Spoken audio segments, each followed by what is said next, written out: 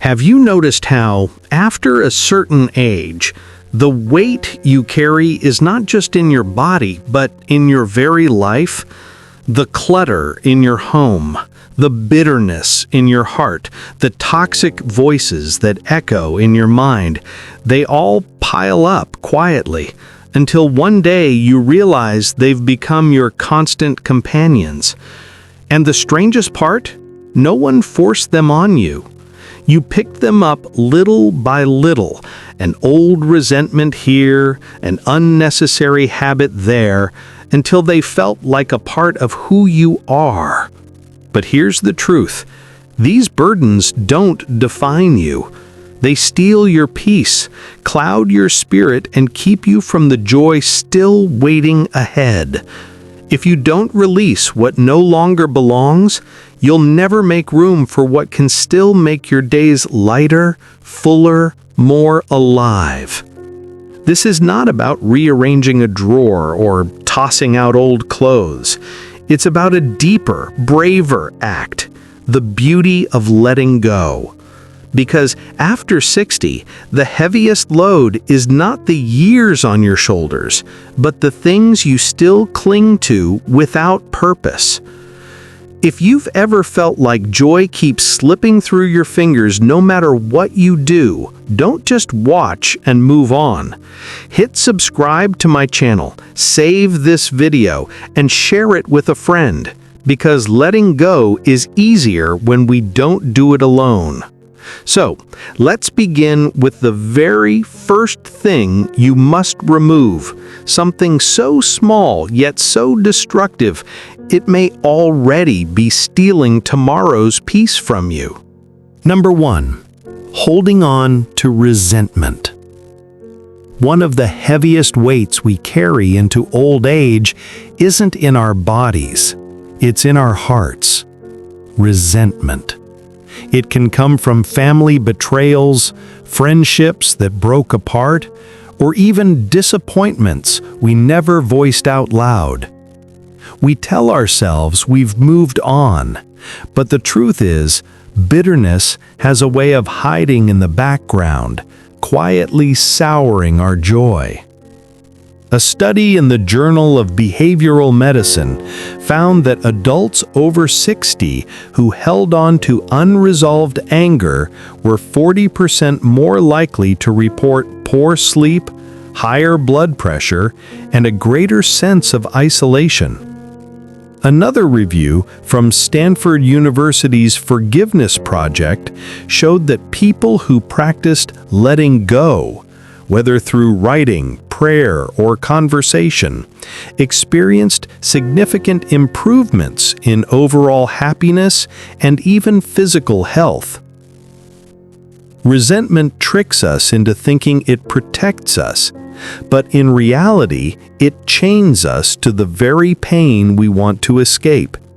It makes the present feel heavy and the future feel smaller than it really is. The good news is that forgiveness isn't about pretending the hurt didn't happen. It's about choosing not to let the past keep stealing today's peace. Start by naming the resentment clearly. Admit to yourself who hurt you and why. Then release it in a safe way. Write a letter you never send. Speak it out loud when you're alone, or put it on paper and tear it up. Next, replace bitterness with a new choice. Each time the memory returns, gently remind yourself, "That was then. I choose peace now." And finish by doing one kind thing for yourself. Take a walk. Call someone you trust. Forgiveness is not for them, it's for you. And if letting go of resentment is the first step toward happiness, the next burden is even subtler, because it hides not in our hearts, but in the way we shape our everyday lives. Number 2. Clinging to old clutter. It's amazing how the things we keep end up keeping us. Step into any home and you can see the story written in the objects. Closets overflowing with clothes from decades ago. Shelves lined with trinkets no one touches. Boxes in the garage filled with maybe one-day items. At first glance, they seem harmless, just part of life's journey. But if we're honest, much of that clutter doesn't serve us anymore. It lingers as a weight, quietly stealing peace from our everyday lives. And yet many of us hold on. Why? Because each item feels like a memory, a piece of who we were. The dress from a wedding 30 years ago. The tools we no longer use but can't imagine discarding. The letters yellowing in the drawer. Letting go feels like betrayal. But here's the truth. Memories don't live in the objects, they live in us. Releasing clutter isn't erasing the past, it's making space for the present. The way forward doesn't require a massive clean-out in a single day. Start small. Choose one drawer, one box, or one shelf. Hold each item and ask yourself, does this add joy or purpose to my life today? If the answer is no, bless it, thank it, and let it go. Donate clothes you haven't worn in years. Pass down keepsakes to children or grandchildren, and recycled papers you'll never read again. Every small step is a victory. Each item released is more than just clearing a shelf. It's lifting a weight from your spirit. While clutter fills our homes, the next burden is far more invisible because it hides not on our shelves, but in the silent words we speak to ourselves every single day. Number 3. Negative self-talk. Sometimes the most unkind voice we hear isn't from the world outside, it's from within. After 60, many people admit they catch themselves saying things like, "I'm too old for this," or "I'm useless now," or "I'll only be a burden." These words might slip out quietly, but over time, they shape how we see ourselves. And unlike clutter in a room, this kind of clutter lives in the mind, where it's harder to notice, but just as destructive.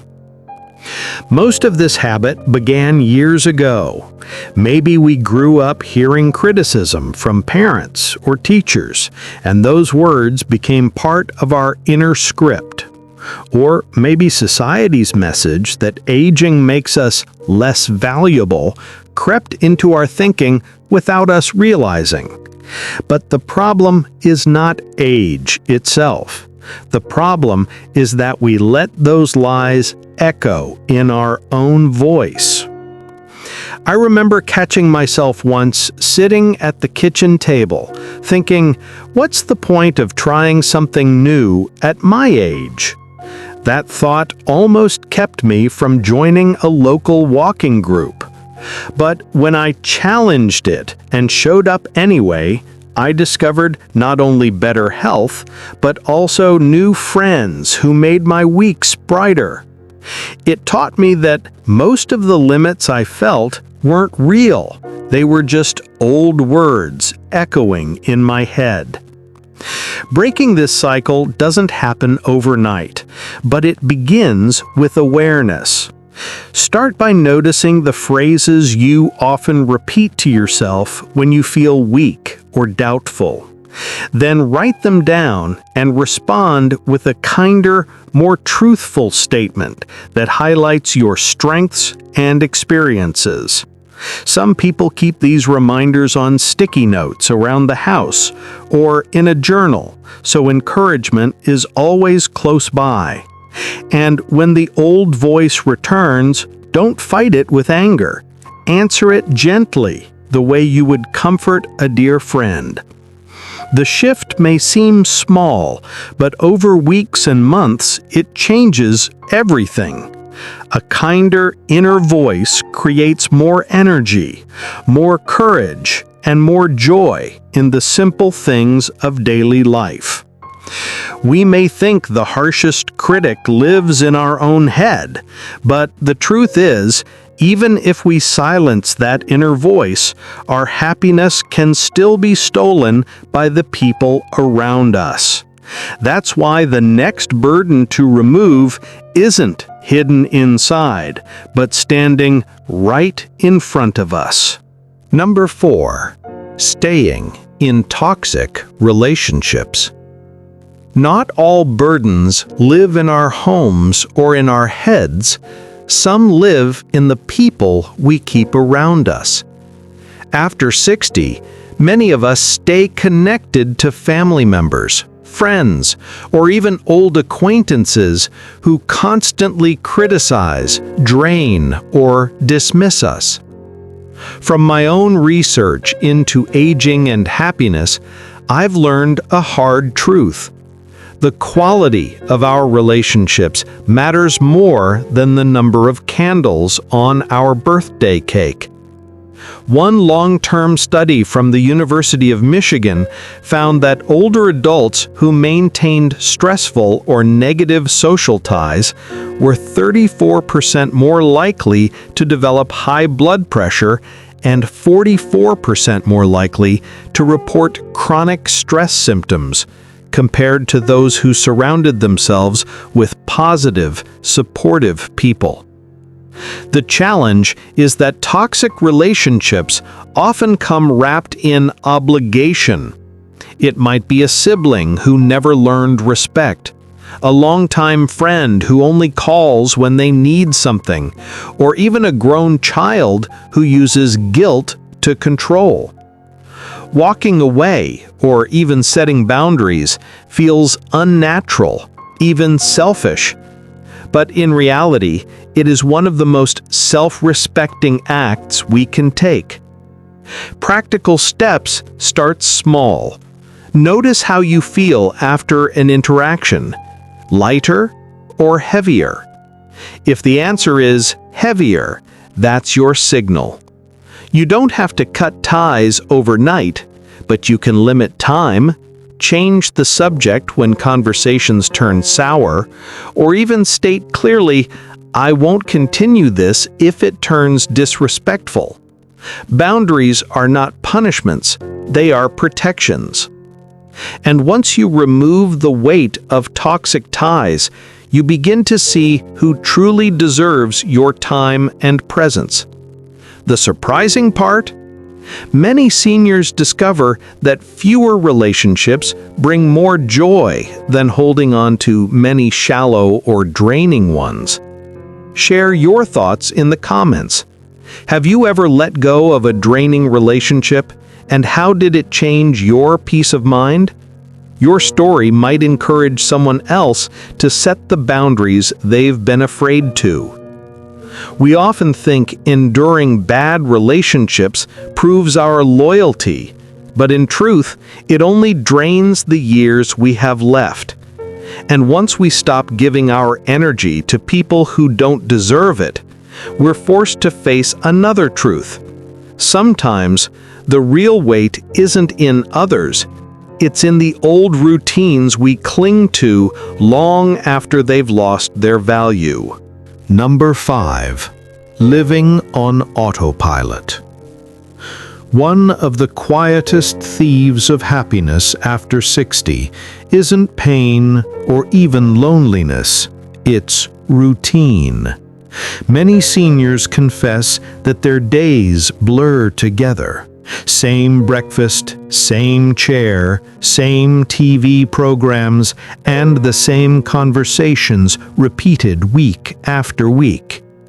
While routine can feel safe, it can also slowly turn life into a pattern of surviving, not truly living. The ancient philosopher Heraclitus once said, "Life is flux. Nothing endures but change. His words remind us that when we cling too tightly to sameness, we resist the very movement that keeps life alive. Routine may give the illusion of safety, but without change, the spirit withers. True happiness in later life often begins the moment we dare to embrace small shifts, because even a tiny change can awaken the sense that we are still growing, still becoming. I've met many people over 60 who told me the same thing. The days all feel the same now. At first, routine feels like safety, but over time, it quietly steals the excitement from life. When every morning looks like yesterday, and tomorrow promises nothing different, happiness doesn't disappear in a single moment. It fades away slowly, almost without notice. These people admitted they went years without trying anything new, until one day they joined a local choir, picked up painting, or even started gardening. Their faces lit up as they described the joy of feeling like beginners again. Breaking out of autopilot doesn't require big adventures. It can be as simple as taking a different walking path, cooking a new dish, reading a book outside your usual interests, or signing up for a class at the local community center. What matters isn't perfection, but the willingness to disrupt the cycle of sameness and let curiosity back in. And here's the paradox. When we dare to break routine, we don't lose security, we gain vitality.